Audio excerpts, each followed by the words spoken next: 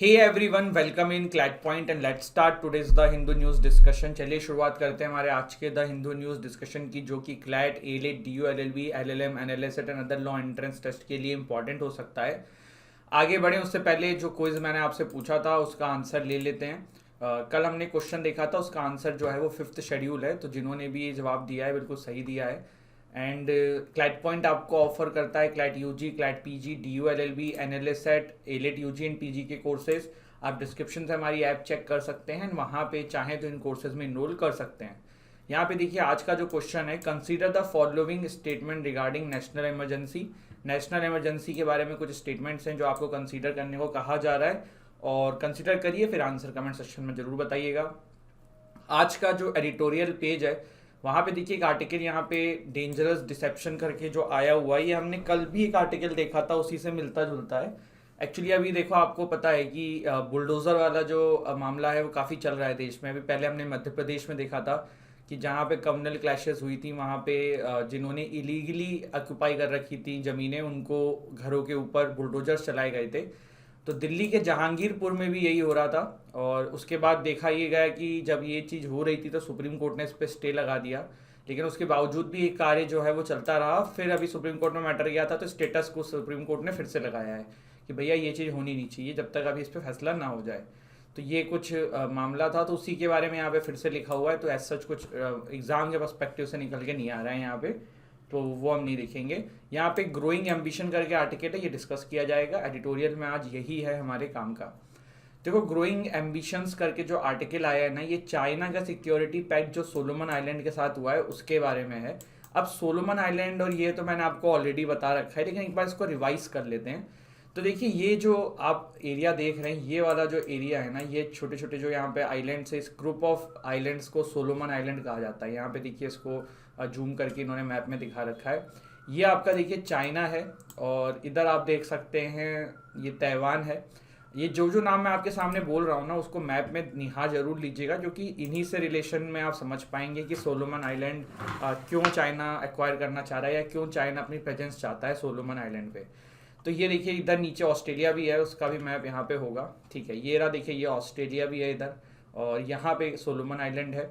तो देखिए मामला क्या है ना, मामला ये है कि चाइना जो है ना, वो ऑस्ट्रेलिया के चारों तरफ अपनी प्रेजेंस चाह रहा है। तो यहाँ पे देखिए, सोलोमन आइलैंड से बात कर रहा है, यहाँ पे पपुआ न्यू गुइना से भी बात कर रहा है अपनी प्रेजेंस के लिए, मिलिट्री प्रेजेंस के लिए। यहाँ पे टाइमोर लेस्टे में भी ये बात चल रही है, किसी भी तरीके से चाइना यहाँ पे भी अपनी मिलिट्री प्रेजेंस बना सके। तो अब क्वेश्चन आता है कि सर चाइना ऐसा क्यों कर रहा है। तो देखिए, ये जो ताइवान है ना, ये ऑफिशियली तो अपने आप को कहता है कि भैया हम एक इंडिपेंडेंट स्टेट है, लेकिन चाइना जो है वो इसको अपना ही पार्ट मानता है। तो विश्व में ये एक मामला है कि अगर आप चाइना की एम्बेसी बनाते हो तो वहाँ पे ताइवान की नहीं बना सकते हो। मतलब सीधी सी बात है ना, कि ये एक कंट्री के साथ चाइना का रिलेशन है कि अगर कोई ताइवान को रिकग्नाइज कर लेगा तो चाइना उसके साथ अच्छे से नहीं रहेगा।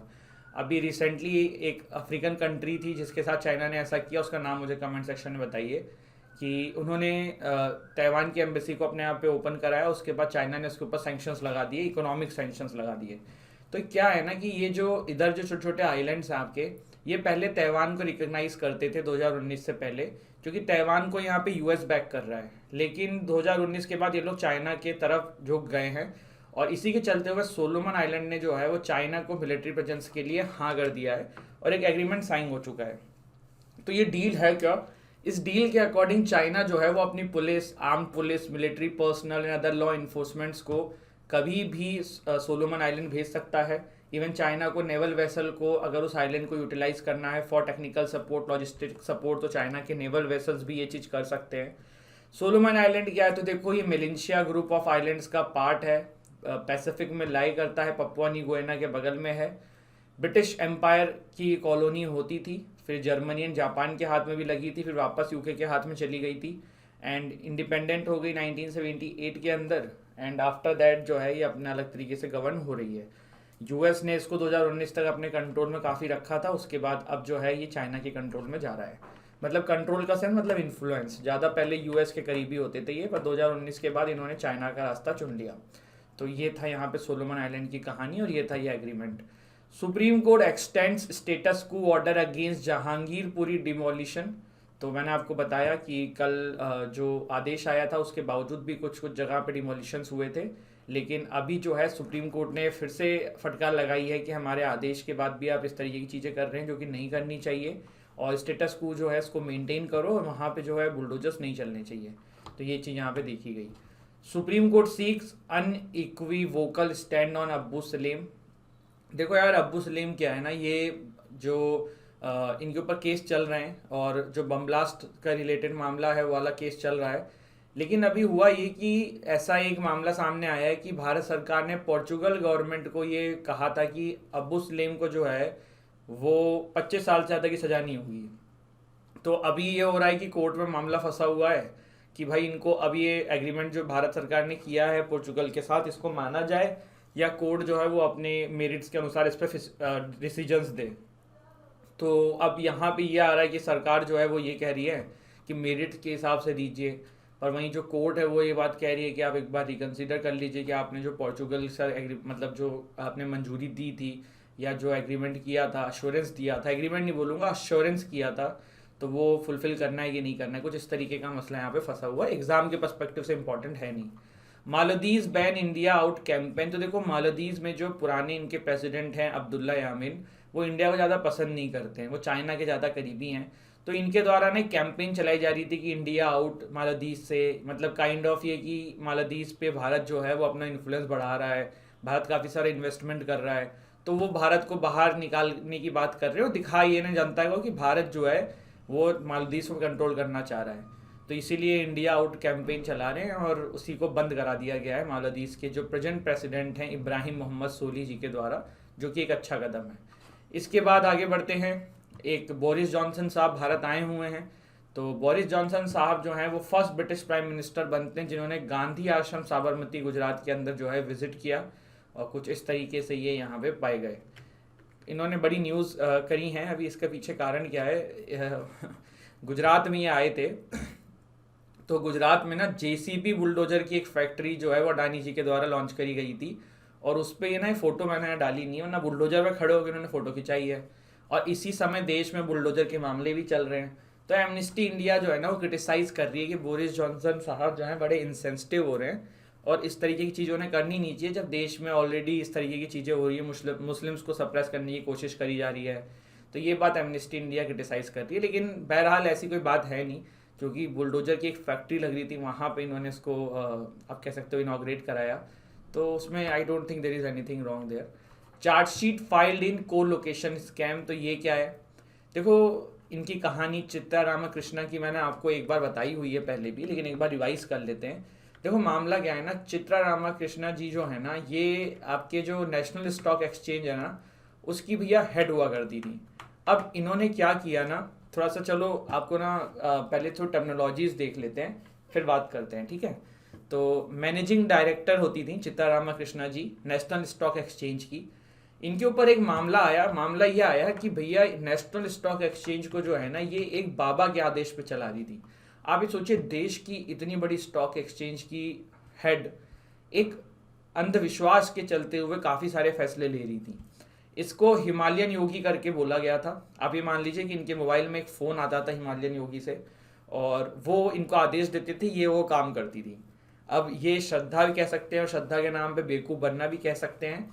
और ये हिमालयन योगी कौन था, इन्होंने आदेश दिया एक दिन कि भैया एक बंदा है आनंद सुब्रमण्यम, उसको हायरिंग कर लो। तो ये आनंद सुब्रमण्यम जी हैं, इन्होंने इसको हायर कर लिया, इसको पोस्ट पे बैठा दिया। अब जब ये हुआ ना तो उसके बावजूद भी चीज़ें नहीं रुकी। उसके बाद हिमालयन योगी इनको और आदेश देने लगे कि ऐसा नहीं ऐसा कर दो, ऐसा नहीं ऐसा कर दो, ये जो आनंद सुब्रमण्यम जो हैं इनसे काम मत कराओ, ठीक है। तो इस तरीके की चीज़ें जो है ना वो देखने को मिली। ये ग्रुप ऑपरेटिंग ऑफिसर थे, एडवाइजर थे एक्सचेंज के आनंद सुब्रमण्यम। तो ये पोस्ट इनको यहाँ पे दी गई from Ramakrishnan ji on the कहना ऑफ हिमालयन योगी। और बाद में समझ में आया कि बहुत सारा घोटाला भी इन्होंने किया है सिर्फ इनको हिमालयन योगी के आदेश दिलवा दिलवा के। और ये हिमालयन योगी कोई और नहीं था, ये खुद थे, ये खुद इस तरीके के डिसीजंस दे रहे थे, इनको फैसले बता रहे थे, और ये वो चीज़ कर रही थी। तो श्रद्धा में इतनी डूब गई थी कि इनको सही गलत नहीं दिखा। अब इनके ऊपर केस चल रहा है, सीबीआई इनके ऊपर चार्जशीट फाइल कर रही है, तो वही यहाँ पे ये न्यूज़ में आया था, ठीक है। को लोकेशन स्कैम जो नाम दिया गया है उसी के बारे में, ठीक है। तो ध्यान रखिएगा। इंडिया के अंदर जो हैं 2 बड़े स्टॉक एक्सचेंज हैं, एक बॉम्बे स्टॉक एक्सचेंज है, एक नेशनल स्टॉक एक्सचेंज है। तो ये दोनों चीज़ें ध्यान रखिएगा। बॉम्बे स्टॉक एक्सचेंज जो है ना वो एशिया का ओल्डेस्ट स्टॉक एक्सचेंज है, जिसने जुलाई 9 1875 से ऑपरेशन अपना जो है शुरू किया था। आज मैं स्टूडियो नहीं गया हूँ इसलिए शायद आपको दिख नहीं रहा हूँगा, तो ठीक है, आज घर से क्लास ली है मैंने अभी।